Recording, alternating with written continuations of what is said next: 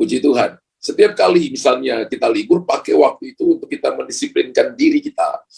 Untuk kita bangun pagi seperti biasa, untuk kita tetap ibadah, keluarga, latih keluarga kita. Untuk mereka tetap mencari Tuhan nomor satu. Ya, ada masalah, iya. Ada persoalan, iya. Ada tantangan, iya. Dan bagi saya itu hal yang biasa. Yang tidak biasa itu kalau Bapak Ibu membuat masalah, tapi tidak mau menyelesaikannya. Itu tidak biasa. Tapi kalaupun Bapak Ibu membuat masalah dan Bapak Ibu mau berubah, Tuhan itu selalu terbuka untuk menolong kita. Dan saya percaya bahwa firman Allah itu jalan, firman Allah itu jaminan, garansi. Ya, kalau kita datang kepada seseorang, mungkin orang bosan dengan kita.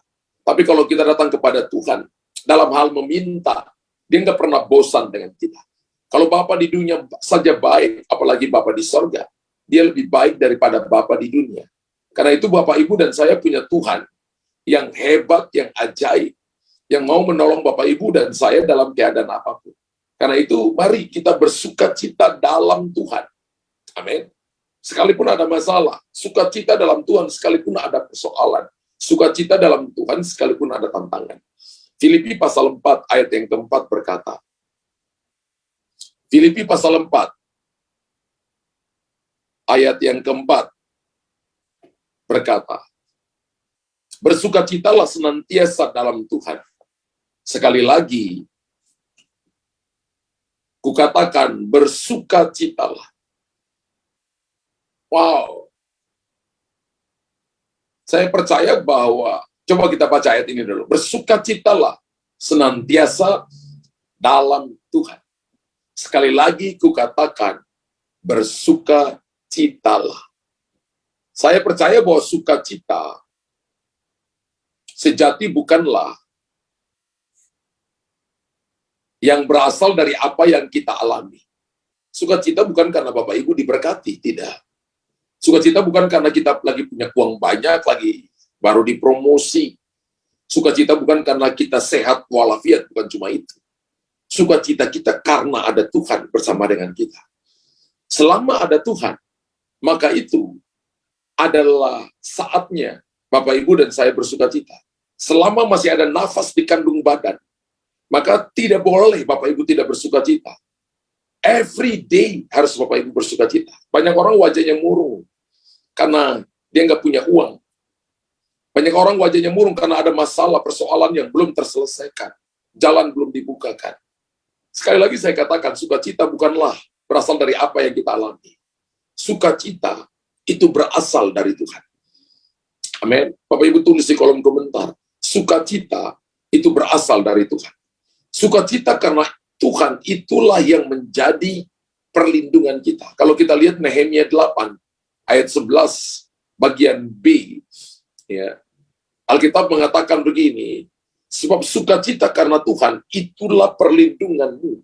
Terjemahan yang lain, terjemahan Alkitab King James berkata, sebab sukacita karena Tuhan itulah kesembuhanmu.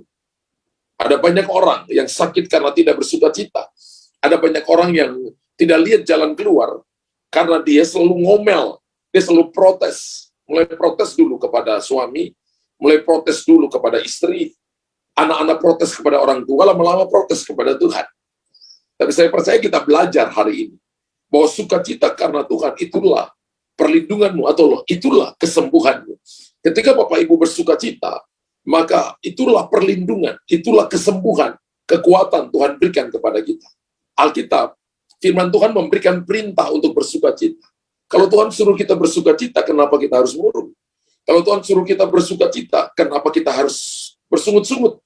Kalau Tuhan suruh kita bersukacita, kenapa kita harus ngomong, bicara hal yang tidak ada faktanya atau bicara bohong?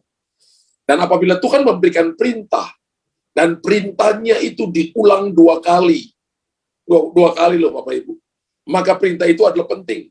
Terutama dalam Filipi pasal 4 ayat yang keempat. Perintah ini diulang dua kali. Alkitab berkata tadi bahwa apa? Bersukacitalah senantiasa dalam Tuhan. Sekali lagi, kukatakan bersukacitalah. Sampai dua kali diucapkan, maka ini perintah yang penting. Kalau orang tua katakan sesuatu kepada anak-anak berkali-kali, maka itu sesuatu yang harus anak-anak perhatikan. Artinya itu penting. Dan perintah untuk bersuka cita adalah perintah yang penting. Bapak Ibu tulis di kolom komentar. Perintah bersuka cita adalah perintah penting. Kalau perintah penting, maka Bapak Ibu harus melatih diri kita untuk bersuka cita setiap saat. Saya percaya kalau kita bersuka cita setiap saat, antibodi imun kita meningkat sehingga kita sehat.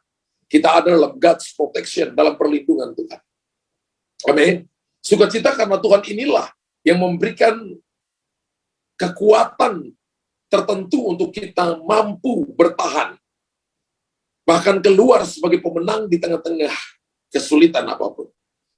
Kalau Bapak Ibu ingin menang atas persoalan, menang atas pergumulan, maka sukacita karena Tuhan itu yang memberikan kepada kita kekuatan. Kalau Bapak Ibu ingin lihat bahwa perlindungan Tuhan bagi keluarga kita, perlindungan Tuhan bagi pekerjaan, bagi bisnis kita, bagi pelayanan kita selalu ada, maka bangun yang namanya sukacita. Sukacita melimpah, sukacita bahwa Tuhan ada bersama dengan kita. Amin. Sukacita karena Tuhan inilah jalan masuk dasar untuk Tuhan memberikan apa yang kita inginkan. Kalau Bapak Ibu ingin melihat terobosan besar, perkara-perkara hebat, maka bersukacitalah karena Tuhan. Mazmur 37 ayat yang keempat berkata, dan bergembiralah karena Tuhan. Maka Ia akan memberikan kepadamu apa yang diinginkan hatimu. Berapa banyak yang ingin apa yang diinginkan hatimu diberikan oleh Tuhan? Maka keywordnya, kuncinya adalah bersukacita. Coba Bapak Ibu perhatikan hidup kita. Mungkin hari ini Tuhan belum memberikan apa yang diinginkan hati kita. Karena hati kita penuh dengan kemarahan, penuh dengan kebencian, penuh dengan iri hati, kepingin melihat orang lain jatuh, kepingin lihat orang lain hancur, tidak penuh dengan sukacita. Tapi ketika hati kita bergembira, hati kita bersukacita karena Tuhan, maka Ia akan, dipakai kata Tuhan akan, bukan Tuhan telah, tapi Tuhan akan, artinya ada syaratnya. Syaratnya harus bersukacita. Dia akan memberikan kepadamu apa yang diinginkan hatimu. Saya percaya bahwa ketika Bapak Ibu dengarkan firman Tuhan ini, kemudian kita mempraktekannya, latih every day, maka doa-doa kita, jawaban dari Tuhan, Tuhan akan memberikan kepada kita apa yang diinginkan hati kita. Bisakah saudara dan saya benar-benar bersukacita dalam segala keadaan? Belum tentu loh. Belum tentu. Ini perkataan yang mudah didengarkan, tapi belum tentu bisa kita lakukan. Tapi hari ini Bapak Ibu dan saya cuma punya satu kata, tentu karena Tuhan menyertai kita. Tentu karena sukacita datang dari Tuhan. Dan Alkitab mengajarkan beberapa hal. Dan beberapa hal ini saya jelaskan kepada saudara. Untuk tetap kita bersukacita dalam Tuhan. Yang pertama, janganlah khawatir tentang apapun juga. Janganlah khawatir tentang apapun juga.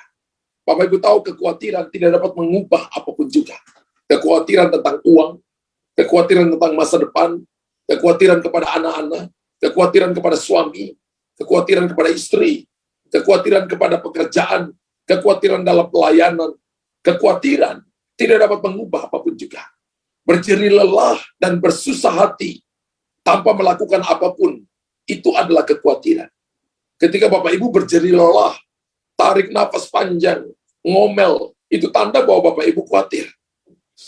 Haleluya. Dan tidak ada apapun yang bisa diraih. Tidak apapun yang dapat didapatkan melalui kekhawatiran. Kekhawatiran itu membungkukkan badan. Tapi hati yang gembira adalah obat yang manjur. Katakan yes and amen. Ingat, kekhawatiran membuat Anda sakit-sakitan. Tapi hati yang gembira membuat Anda tetap sehat walafiat. Kekhawatiran adalah respon dari hasil pembelajaran dan latihan. Kalau Bapak Ibu lihat seseorang khawatir karena dia latih, sering khawatir, akhirnya tidur malam nggak bisa nyenyak, sering khawatir sehingga mukanya lesu, mukanya nggak fresh, mukanya nggak penuh kemuliaan, tapi muka penuh dengan beban dan masalah, karena dia latih. Kita belajar khawatir dari orang tua. Anak-anak belajar khawatir dari orang tua. Suami belajar khawatir dari istri. Istri belajar khawatir dari suami. Kita belajar khawatir kalau nggak di rumah, dari teman, dari sahabat. Atau kita belajar khawatir dari pengalaman hidup. Kita belajar every day, every hours kita belajar. Tapi kita juga bisa belajar iman dari orang tua. Kita bisa belajar iman, belajar percaya dari pasangan, dari sahabat. Tinggal Bapak Ibu, saya sedang belajar tentang apa hari ini. Dan saya percaya bahwa kabar baiknya ketika kita belajar khawatir, ya, maka Bapak Ibu tidak akan dapatkan apapun. Ketika Bapak Ibu belajar khawatir, karena khawatir adalah hasil daripada pembelajaran, maka kita juga bisa belajar untuk tidak mudah khawatir. Amin. Bagaimana belajar untuk tidak mudah khawatir? Matius pasal 6 ayat 34 berkata begini. Matius 6 ayat 34 berkata, sebab itu janganlah kamu khawatir akan hari besok. Karena hari besok mempunyai kesusahan sendiri. Kesusahan sehari cukuplah untuk sehari. Bapak Ibu, kita hidup hari ini, tapi kita sudah khawatir hari besok. Kita sudah khawatir minggu depan. Kita sudah khawatir bulan depan. Kita sudah khawatir tahun depan. Bukan cuma tahun depan. Kita sudah khawatir 10 tahun depan. Ya, Bapak Ibu belum sampai di sana, udah khawatir. Ya. Hiduplah hari ini menurut apa yang Tuhan berikan kepada saudara. Jangan ambil beban hari besok yang belum kita masuki. Kesusahan sehari cukup untuk sehari. Hari besok punya masalah sendiri. Dan saya percaya kalau kita bisa hidup hari ini, maka Tuhan sudah kasih kita kekuatan untuk kita menghadapi hari ini dengan sebuah tujuan, yaitu nama Tuhan dipermuliakan. Amin. Janganlah membuka payung kecuali hujan turun. Jangan khawatir akan hari esok. Nikmati hari ini. Pada saat ini juga. Kalau menurut Matius pasal 6 ayat 34, sebab janganlah kamu khawatir akan hari besok. Kekhawatiran selalu dibangun karena kita berpikir hari besok tidak punya pengharapan. Tapi mari saya beritahukan kepada saudara, nikmati hidup hari ini, pada saat ini juga. Lakukanlah sesuatu yang bisa kita kerjakan sekarang, dan serahkan hasilnya kepada Tuhan. Mazmur 37 ayat yang kelima berkata begini, serahkanlah hidupmu kepada Tuhan. Yang kedua, percayalah kepadanya. Yang ketiga, dan ia akan bertindak. Lihat ada urutannya. Kalau kita tidak serahkan khawatir kita kepada Tuhan, kemudian kita tidak percaya yang kedua, maka Tuhan tidak pernah bertindak. Ingat bahwa hasil itu ada kalanya, ada syaratnya. Ingat, kasih Tuhan untuk semua orang, tapi berkatnya selalu bersyarat. Hasil selalu ada syaratnya, hasil selalu ada prosesnya. Dan banyak kali orang lain mau menikmati hasil, tapi tidak mau melewati proses. Itu juga nggak bisa, saudara. Hidup ini harus mau diproses. Hidup ini harus mau belajar. Serahkan dulu hidupmu kepada Tuhan. Lalu belajar percaya kepadanya. Dan dia akan bertindak. Cara Bapak Ibu dan saya serahkan hidup kepada Tuhan adalah dengan datang ibadah. Itu tanda kita bergantung kepada Tuhan. Datang ibadah artinya roh, jiwa, dan tubuh kita serahkan kepada Tuhan, ada dalam kendali Tuhan. Dan apa yang menjadi bagian tanggung jawab kita harus serahkan kepada Tuhan. Apa yang menjadi tanggung jawab Tuhan, Tuhan akan memberikan kepada kita hasil yang terbaik. Hidup kita diubahkan. Jadi sebenarnya ada bagian kita, ada bagian Tuhan. Bagian kita yang mana? Yang gampang-gampang. Bagian Tuhan yang mana? Yang sulit-sulit. Yang sulit yang mana? Ya masalah kalau besar. Persoalan kalau besar. Bapak Ibu nggak bisa rubah keadaan, kan? Bapak Ibu juga nggak bisa rubah seseorang. Bapak Ibu juga nggak bisa rubah situasi. Tapi Bapak Ibu bisa merubah hati kita. Tanggung jawab kita adalah jagalah hatimu dengan segala kewaspadaan. Karena dari situ terpancar kehidupan. Amsal 18 ayat 21. Tanggung jawab kita ketika kita lahir sampai nanti kita mati adalah menjaga hati kita. Dan banyak kali orang Kristen gagal dalam menjaga hatinya. Ya. Amsal 4 ayat 23. Ya. Amsal 4 ayat 23. Jagalah hatimu dengan segala kewaspadaan, karena dari situlah terpancar kehidupan. Kenapa orang khawatir? Dia tidak jaga hati. Kenapa orang tidak mengasihi Tuhan? Dia nggak jaga hati. Kenapa orang itu bertumbuh? Karena dia jaga hatinya.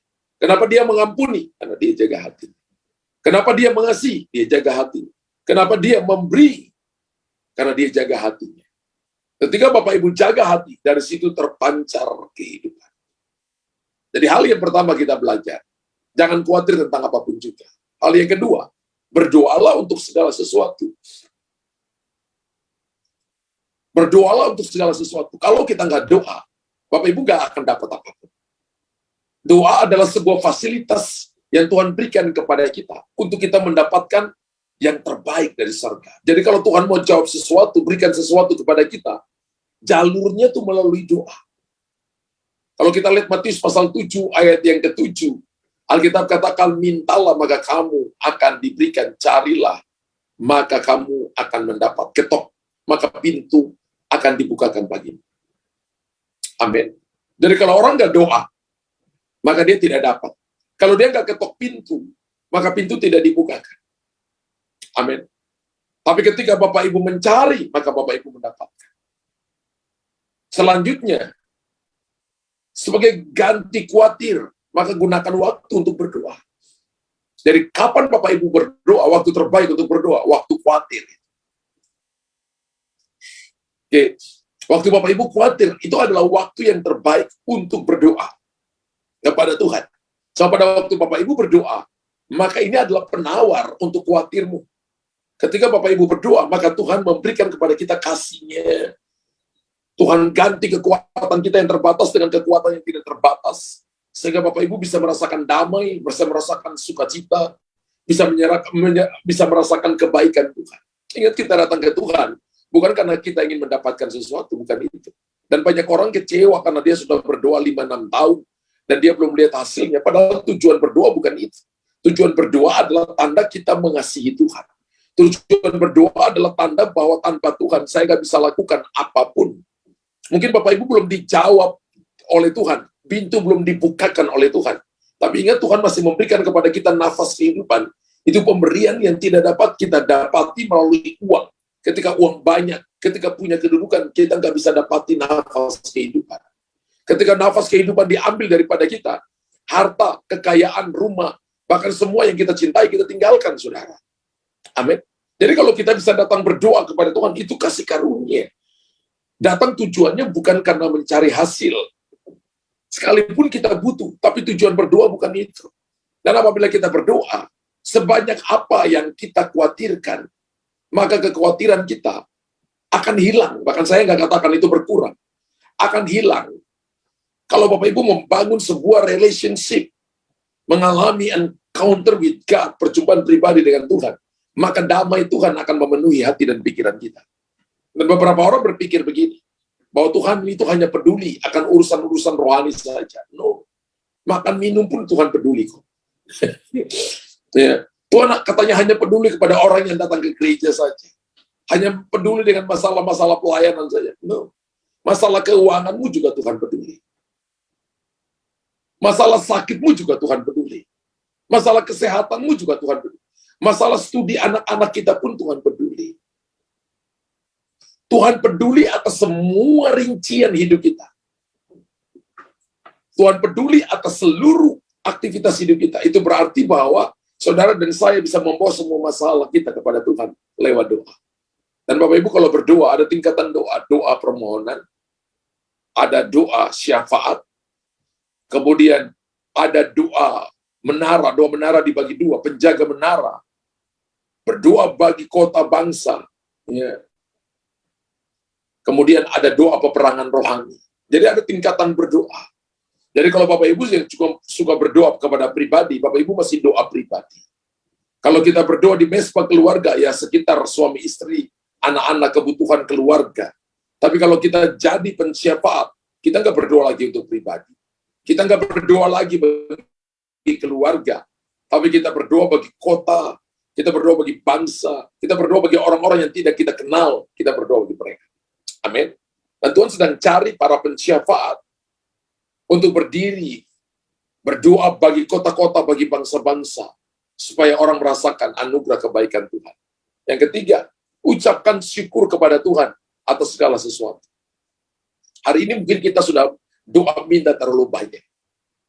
Tapi ketika Bapak Ibu dengarkan khotbah ini, ganti permintaan-permintaan kita dengan ucap syukur. Bapak, aku ucap syukur, Bapak terima kasih, aku ucap syukur, Engkau baik, Engkau luar biasa. Ucap syukur aja setiap hari. Setiap kali kita berdoa, kita harus menyertakan ucapan syukur di dalam doa-doa kita. Maka saya latih diri saya untuk ada kalanya nggak minta, tapi ucap syukur. Datang dengan pujian penyembahan, nggak minta. Sebab saya percaya bahwa semakin kita bertambah umur, bertambah tua, Anda jadi orang Kristen, kita ini udah minta banyak, nuntut Tuhan itu banyak. Tapi jarang kita mengucap syukur. Karena kita lihat ketika keadaan belum berubah, situasi belum berubah, justru kita ini ngomel. Kita bandingkan diri kita dengan orang lain. Tapi saya percaya bahwa jemaat yang ada pagi hari ini, kita adalah jemaat yang dewasa dengan Tuhan. Mulailah. Tanda kedewasaan itu penuh dengan ucapan syukur. Bukan ngomel. Ketika Bapak Ibu suka ngomel, maka hatimu sedang salah dengan Tuhan. Ketika kita suka ngomel, maka sikap hati kita nggak benar dengan Tuhan. Mungkin KTP kita Kristen, tapi sesungguhnya hati kita nggak benar. Kita akan menjadi lebih kuat dalam menghadapi stres, dalam menghadapi hidup, dalam menghadapi tekanan, masalah, keuangan, sakit penyakit, ketika kita mengucap syukur. Mengucap syukur akan membuat saudara berbahagia. Bapak Ibu tulis di kolom komentar. Mengucap syukur setiap hari membuat saya berbahagia. Jadi kebahagiaan kita bukan karena uang banyak, karena saya temukan ada orang yang uang banyak, tapi tidak bahagia. Saya temukan juga ada orang yang punya kedudukan, tapi sulit mengucap syukur. Saya juga dengar bahwa ada orang yang punya latar belakang pekerjaannya baik, tapi dia tidak pernah punya kebahagiaan di hatinya. Orang yang tidak tahu mengucap syukur, bagi saya adalah orang yang paling menderita di muka bumi ini. Jadi kalau Bapak Ibu yang sakit dan belum disembuhkan hari ini, ada orang yang lebih menderita dari saudara, yaitu orang yang tidak tahu mengucap syukur. Bapak Ibu tulis di kolom komentar, orang yang tidak tahu mengucap syukur adalah orang yang paling menderita di muka bumi ini. Dan tulis di dalam kurung, itu bukan saya. Haleluya. Kita yang ada di tempat ini adalah orang-orang yang penuh dengan ucapan syukur. Orang yang tidak bisa mengucap syukur adalah mereka yang tidak merasa puas. Mereka tidak merasa cukup dengan apa yang mereka miliki. Sehingga tuntutan mereka itu terlalu banyak. Padahal yang ada pada mereka itu adalah sebenarnya more than enough, lebih dari cukup. Tapi mereka tidak merasa puas. Mereka tidak merasa cukup. Saya ngomong ini bukan cuma untuk Anda, untuk kita semua termasuk saya. Sehingga kita harus belajar merasa puas, merasa cukup dengan apa yang Tuhan berikan kepada kita. Kalau gaji Bapak Ibu 1 bulan 5 juta, belajarlah merasa cukup dengan itu. Jangan hidup berlebih-lebihan, sehingga akhirnya kita hutang sana, hutang sini, dan kita mempermalukan Tuhan karena kita nggak bisa bayar. Amin. Dan bagi saya, bahwa orang seperti ini adalah orang yang tidak bisa mengucap syukur. Kalau kita melatih kebiasaan mengucap syukur dalam segala hal, maka Bapak, Ibu, dan saya akan mampu melawan tekanan, melawan persoalan, melawan masalah, melawan roh stres, sehingga Bapak Ibu menjadi pemenang kehidupan. Hal yang keempat adalah begini, pikirkan hal-hal yang benar. Saya nggak bilang Bapak Ibu harus pikirkan hal-hal yang baik, karena yang baik belum tentu benar, tapi benar pasti baik.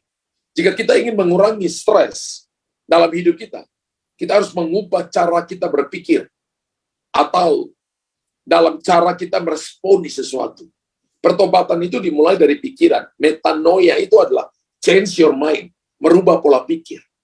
Kalau Bapak Ibu tidak merubah pola pikir, maka sikap tindakan kita akan mengikuti apa yang ada di pikiran kita. Apa yang keluar dari mulut kita, itu mengikuti apa yang ada di pikiran kita. Jadi kalau Bapak Ibu mau nilai hati seseorang, Bapak Ibu bisa nilai dari apa yang keluar dari bibir mulutnya. Kalau bibir mulutnya suka cerita orang, seseorang menceritakan seseorang kepada Anda, satu waktu dia akan cerita Anda kepada orang lain. Amin. Karena memang sikap hatinya seperti itu. Dan perasaan kita akan menentukan tindakan kita. Amin. Kalau orang itu memang kelakuannya sudah nggak benar, maka tingkah lakunya juga nggak benar. Kalau pikirannya sudah nggak benar, tingkah lakunya juga nggak benar. Pikirkan hal-hal yang benar. Tapi kalau pikirannya benar, tingkah lakunya benar, perasaannya benar. Dan Alkitab mengajarkan bahwa jika kita mau mengubah hidup kita perlu mengubah apa yang selalu kita pikirkan. Dan kalau Bapak Ibu nggak suka baca firman, maka pikiran kita nggak berubah. Nggak suka simpan firman. Baca Alkitab, simpan dalam pikiran kita. Maka kita nggak akan melihat bahwa perilaku kita berubah. Kelakuan kita berubah. Mungkin kita sudah dibaptis selam. Tapi baptisan selam itu adalah pintu awal sebagai meterai. Tapi Bapak Ibu harus bertumbuh, pikiran kita harus bertumbuh.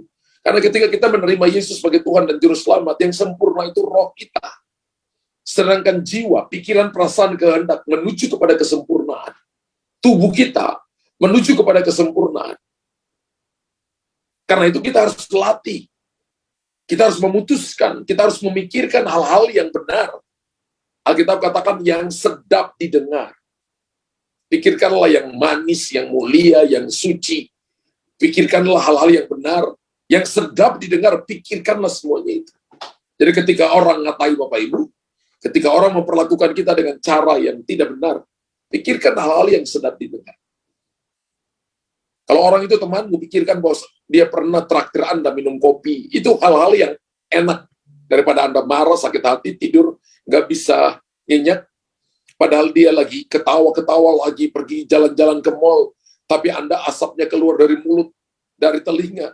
Rambutmu naik menantang langit. Kan sayang, jantungmu berdebar-debar, darahmu tinggi. Kan itu Bapak Ibu dan saya membawa diri dalam kesusahan.